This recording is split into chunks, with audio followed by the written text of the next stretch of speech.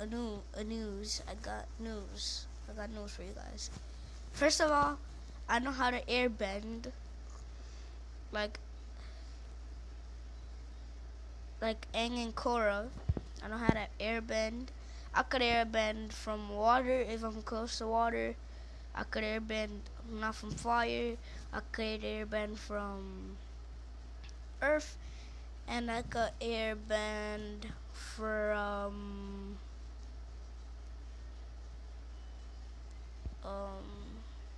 and I could airbend from the other one. And what you use to learn how to airbend is you there's this little there are this little um um circle thingies that when they form together they look like a hair, like one of your hairs. I don't know how tall they are. So like you could barely see them if you got a naked eye, how they call it. If you got a naked eye, you could barely see it. I could airbend. They're called foglets. They got 6 robotic arms or 12 robotic arms, and they're like a circle. And what they do, if you put them together, they to to make it solid, like earth, moving earth, they merge together and hold tight, and they bring up the wall and knock off your enemy. If you want to airbend, let's say you're getting bullied, or your friends are violating you or something, and you get mad, and then they start bullying you and all of that, and it gets way too far that you can't handle it. You could buy the foglets, and what you could do first, you start out with the gas, which is moving which is moving air, I'm pretty sure, which could knock out your enemy like Aang does in the Legend of Korra. Secondly, if it's gas, they're not holding tight, they're holding like loose, a little bit loose. If they turn into liquid, then to push off your enemy, it turns into liquid. Which will hold a little bit stronger than the gas one, which will basically put your enemy in a mode, like a mad mode. And to knock off your enemy, you'll get in the solid form. And I could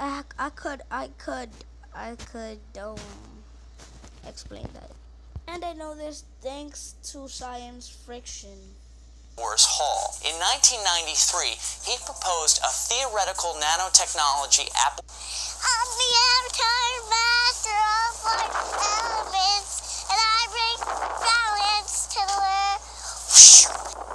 The air is a powerful force. In The Last Airbender and Legend of Korra, avatars Aang and Korra can control the air as well as the other elements of earth, water, and fire. They're the masters of the environment, but this is just something in comic books, movies, and television. In real life, it's impossible for someone to control the air. Or is it? Now let's go to the playground! I'm Rusty Ward, and this is Science Friction, where I break down the real science behind comic book and sci-fi superpowers and tell you how to become superhuman. Airbending has been one of the most frequently requested powers I've been asked to cover, but despite the demand, I just couldn't see how a real person could do the things that Aang and Korra can. Making the air obey your commands, or even more daunting, making water or chunks of earth defy gravity and fly through the air, just seemed too impossible. I couldn't figure it out until I learned about a scientist named J. Storrs Hall. In 1993, he proposed a theoretical nanotechnology application called a utility fog. A utility fog is a swarm of networked microscopic robots that work together. Each nanobot is about 100 microns in size, the width of a human hair. Individually, they're invisible to the naked eye. If enough of them come together, they may resemble a mist or a fog, which is where they get their name. Each tiny robot, or foglet, has a spherical core and 12 robotic arms. Each arm can swivel around and has a grasping claw at the tip. Millions of these foglets can move and join together to create any shape or size you desire. And by varying the grip with which they use to join together, they can imitate the properties of different states of matter. If their grasping claws hold on tight to one another, they can become solid. If their grip loosens, they can act as a liquid. If it loosens even further, they can behave as a gas. Now, these foglets aren't lighter than air, so they don't float around you. What they do is stack on top of each other and surround you. They have sensors that tell them where they are in relation to you, other objects in the world, and their fellow foglets. The software they've been programmed with uses this information to tell the foglets where to go based upon how they should behave.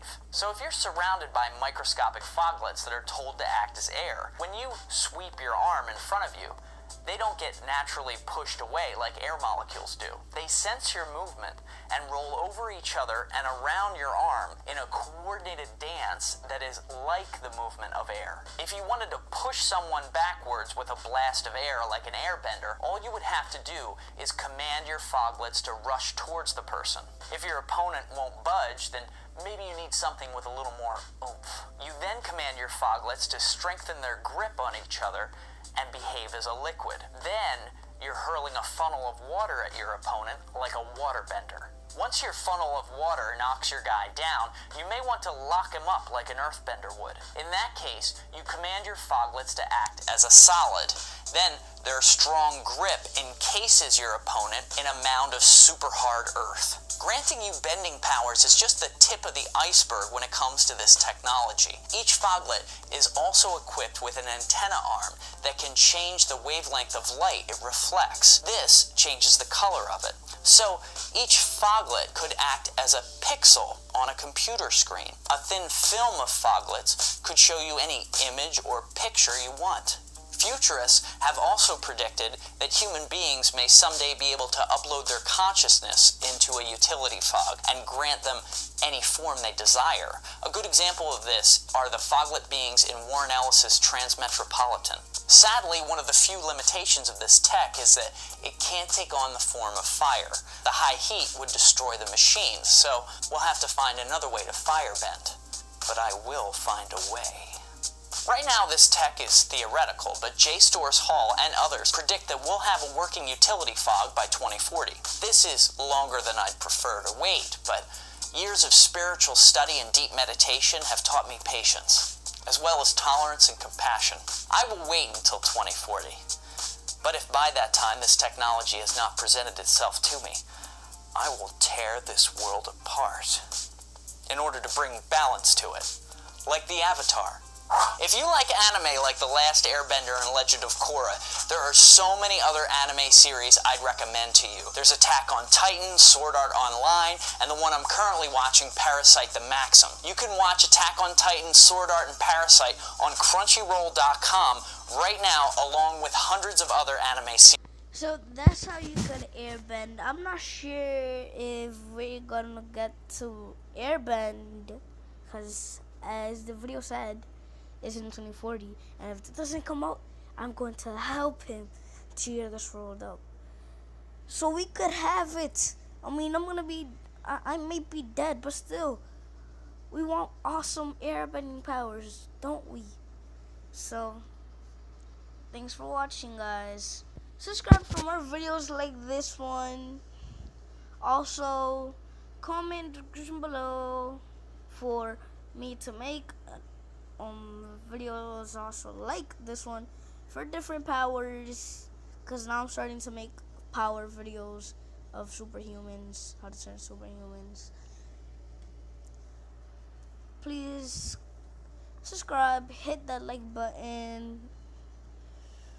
Please subscribe to WitherBoss Gaming, Gamer Girl Productions, Gaming Slayer, Expert Gaming Slayer, and the others will be in the description below. Goodbye. Peace out, YouTube.